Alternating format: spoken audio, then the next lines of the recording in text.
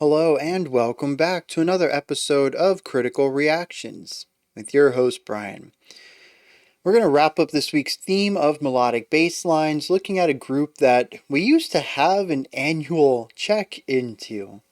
It wasn't intentional or anything, just usually around the winter time of the year we would have a BAND-MAID reaction.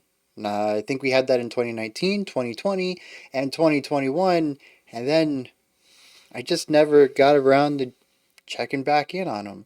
So, I suppose it's time to dive back into some BAND-MAID.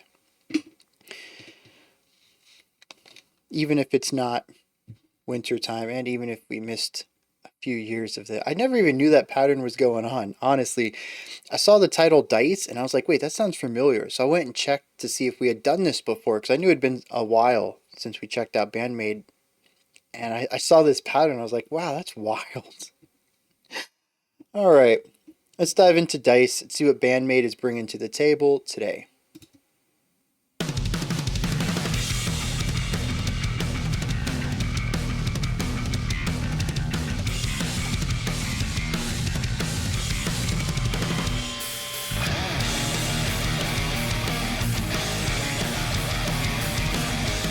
Very cool having the bass introduce this line and then the guitar not playing it one for one but having its own take on it.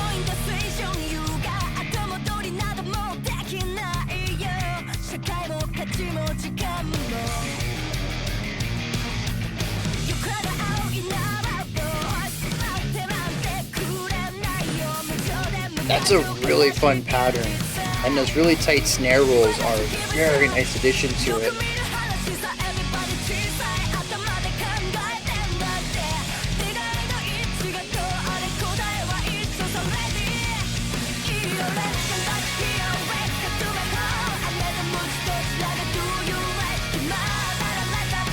It's interesting because for some reason I had them listed under hard rock in my mind. This is very pop punk though.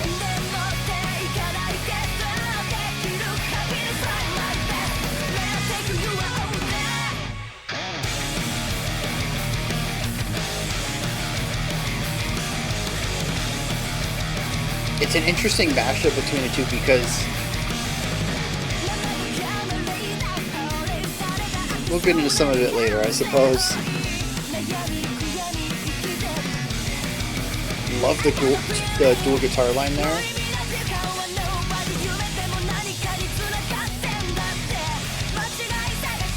Even this pre-chorus kind of feels post-hardcore.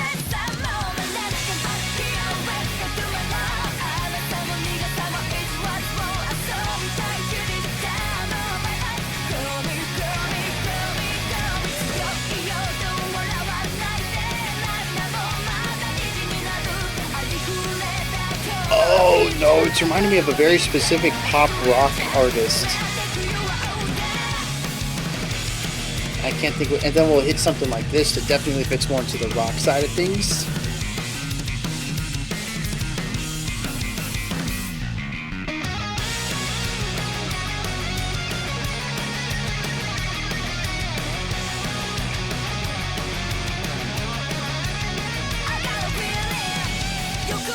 Eight bars each, nice little trade-off.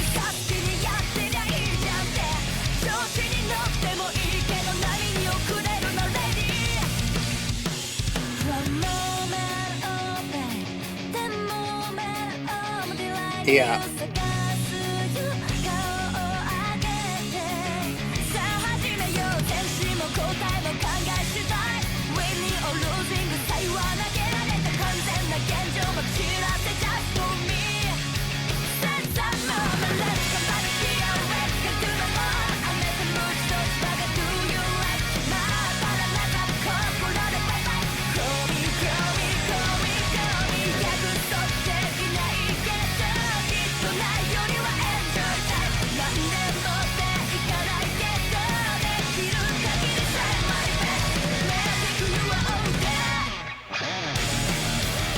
Such a wild drum pattern pulling out of that section.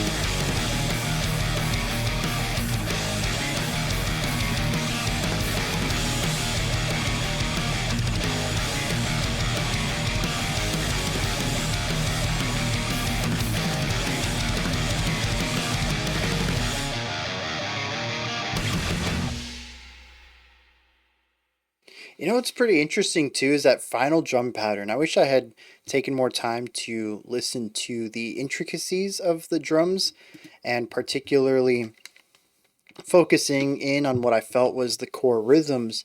But there at the very end, we had ta ta ka ka, which is such a punky thing to do.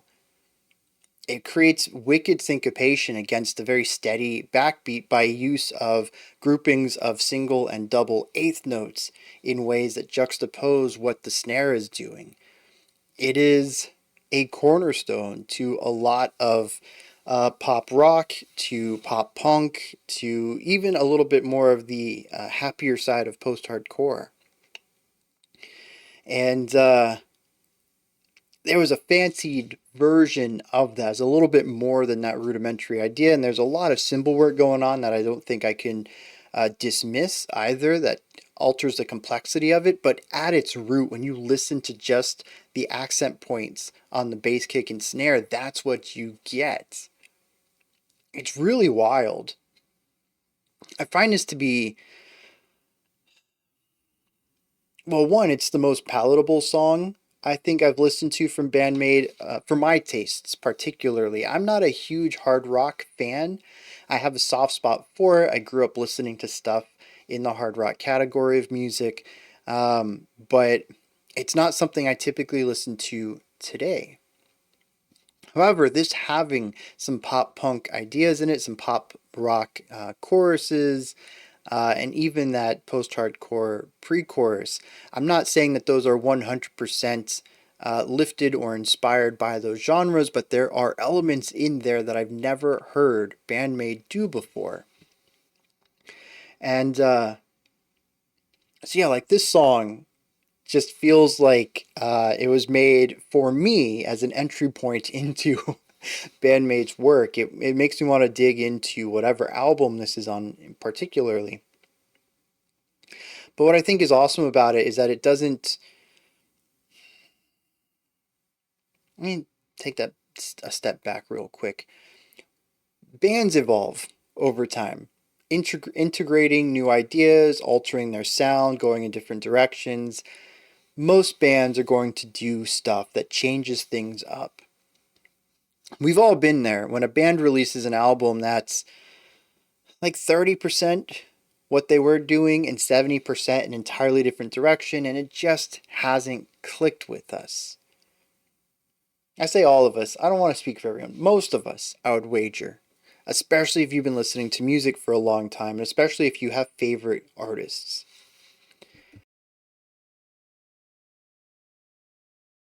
What I like about this is that they didn't just move into this direction. It feels like it was a natural evolution and adaptation of the sound that is theirs. There is still a very strong undercurrent of hard rock throughout all of this. And you can hear it in some of the chord patterns that we have, specifically at the very beginning.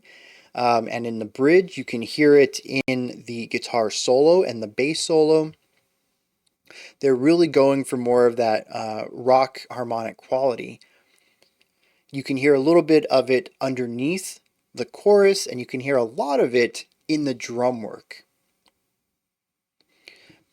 But it's never just the core element. There's always something mixed with it that gives it a unique flavor. And this is something that I haven't heard in any of the previous BAND-MAID tracks. At least I don't think I have. Granted, they were years ago. I couldn't even remember the names of the ones we checked out. I'm not remembering the details to them. It kind of makes me want to go back and listen to some of them again and see what I think of them now, being a bit older, a little bit more familiar with them, and having heard Dice now, to see if any of this was prevalent there as well. And maybe I just naively wrote them off as a hard rock band when they had a little bit more to offer. Maybe it just wasn't on full display as it is here, but this track goes in different harmonic and rhythmic directions than I've ever heard them go before, but it still feels distinctly BAND-MAID, and I really love that. That is one of my favorite ways for a band to evolve, is to still have their core present somewhere in it, and to show an evolution in the areas that they have room to grow in. So what is going on in here, though? I'll tell you, a lot of chord work. It is rock music at its heart. Even pop punk and pop rock utilize chords throughout a majority of the writing. We can hear this in the underlying parts of the verse. We can hear it all throughout the chorus. We can hear it underneath the solos. There's a lot of chords in here. It's to be expected. It's the type of music it is. Not casting shade on them for this decision, just we're talking about the music, and that's what they decided to write for this. There are some really cool moving ideas, though, that exist around this, such as the opening bass line that eventually becomes the duet with the guitar. And what I mentioned, I really love this section because it does introduce the melody and then gives it to the guitar. They have this nice dual guitar section, but they're not playing the exact same things. There's little nuances that the guitar does a little bit better, little nuances that the bass does a little bit better, and so they made minor tweaks to this melody to benefit the strengths of the instrument that they're playing on. Really great, and it adds just a little bit of extra complexity and depth to the writing instead versus if they had just done both instruments playing the exact same thing. It would have worked. I don't think anybody would have been any the wiser, but it's very cool that they decided to make those minor adjustments to better suit the instruments and provide that extra depth. The vocal melodies are really great throughout all of this. They do sit in a very pop style area where you pick a note and you kind of hover around it. There aren't a lot of jumps or gaps or even interval widths when we look at specific sections. The chorus is higher than the verse, but when you look at just the verse or just the chorus, there's not a lot of movement as far as where the pitches are. It's a very modern style of melody writing that is very catchy, and yes, they utilize that to great effect on this track. I don't know the words they were singing, and I can still hum the melody along with them. It is a very catchy song that they've written here, and the energy that we get in the chorus certainly leans into that and helps make it, easy to listen to and makes an audience want to come back to it. Now, the chorus introduces a small tweak to the formula.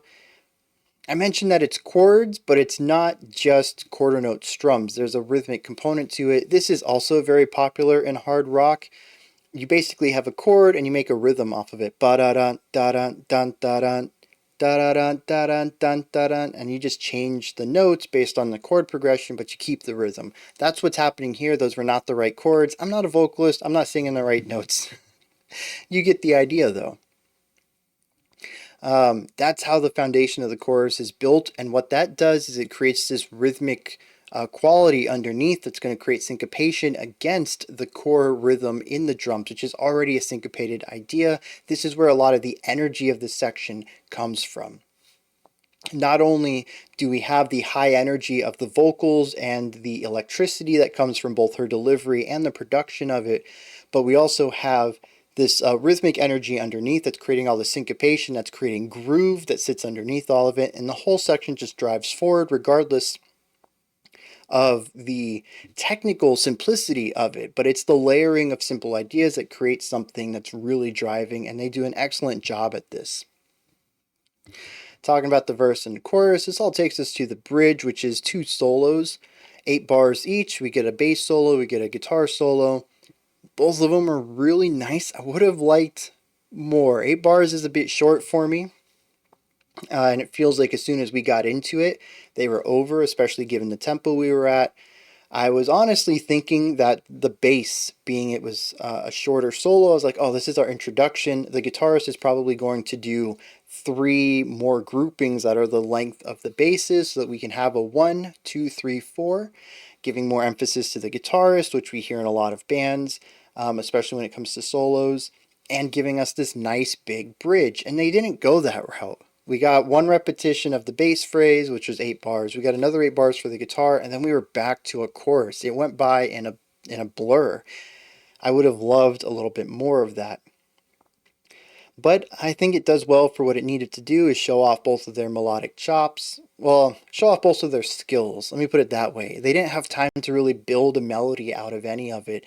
Again, due to the shortness of the solos, but we got to see a bit of their chops or skills. The basses showed off a little bit of their speed and their ability to move all around the guitar and get notes all across the pitch spectrum, I guess we can call it.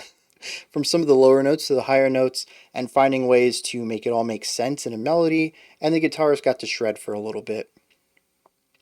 So yeah, like I said, I could have went for just a little bit more time with both of them and allowed them to develop a story out of their solos, have a little bit more time for that rather than just getting straight to the technical side of things.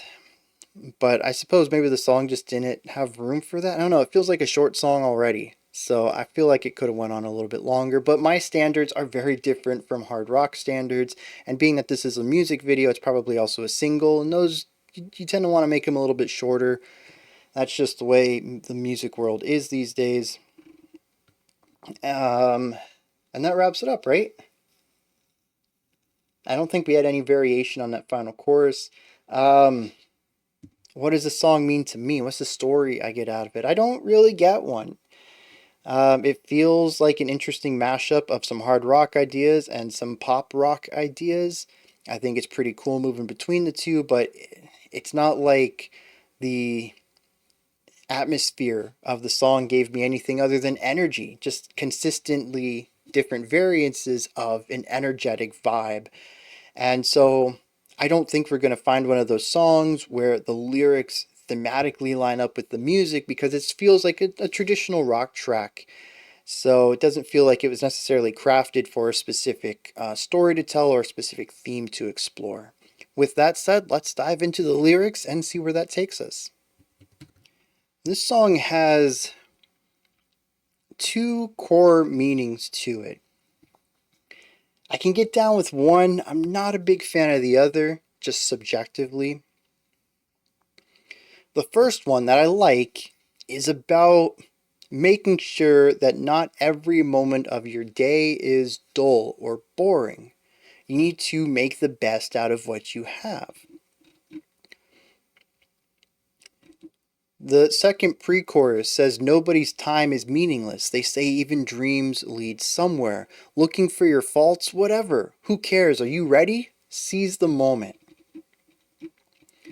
The bridge later on leans into this more. 1 moment of pain, 10 moments of delight. Look up for a reason. Lift up your head. Let's make a start.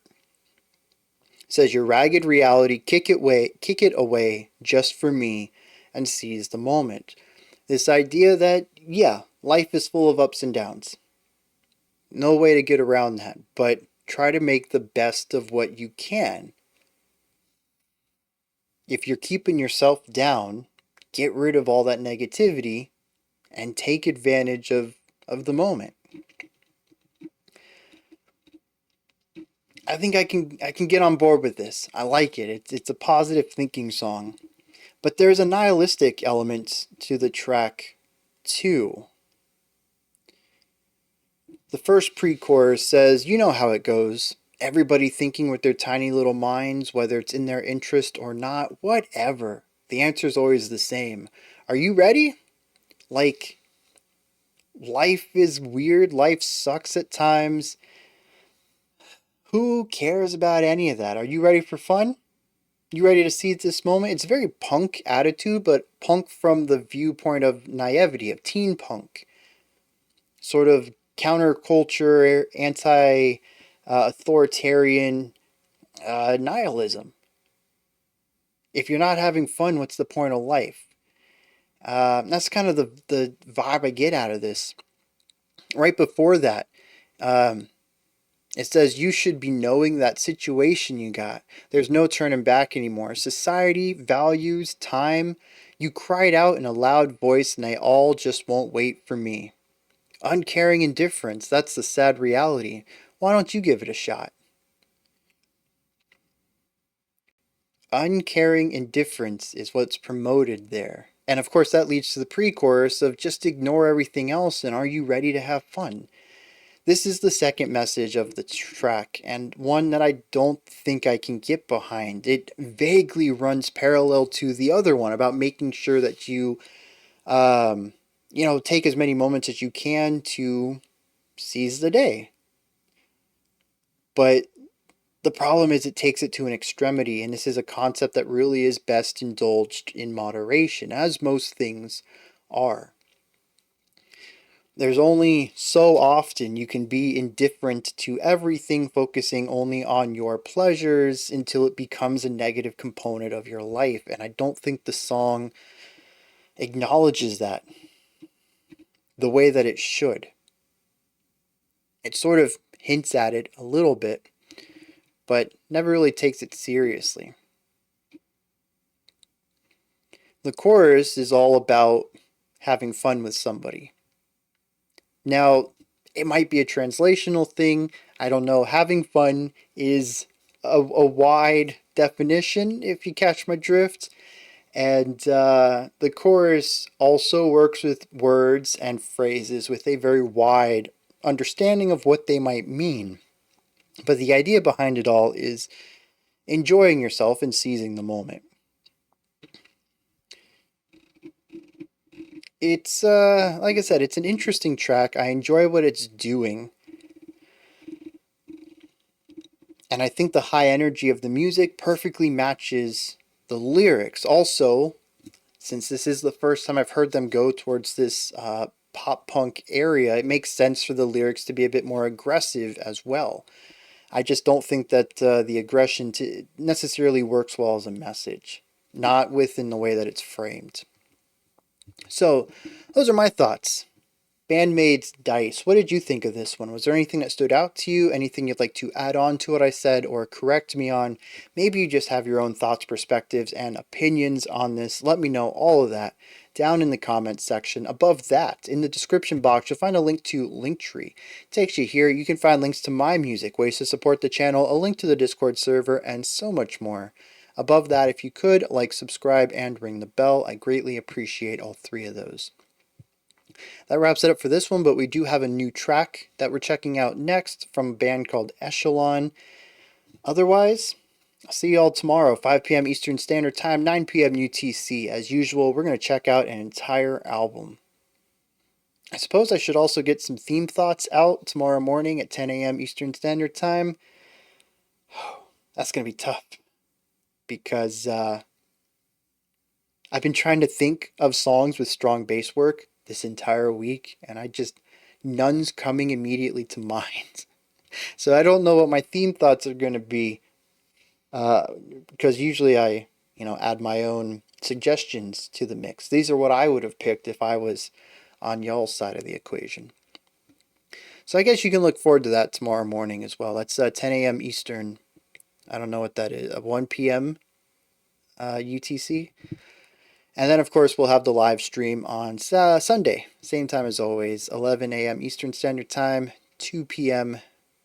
UTC. All right, until next time, remember to be critical, not cynical, of the music you listen to, and have a fantastic morning, afternoon, or evening whenever you choose to watch my videos.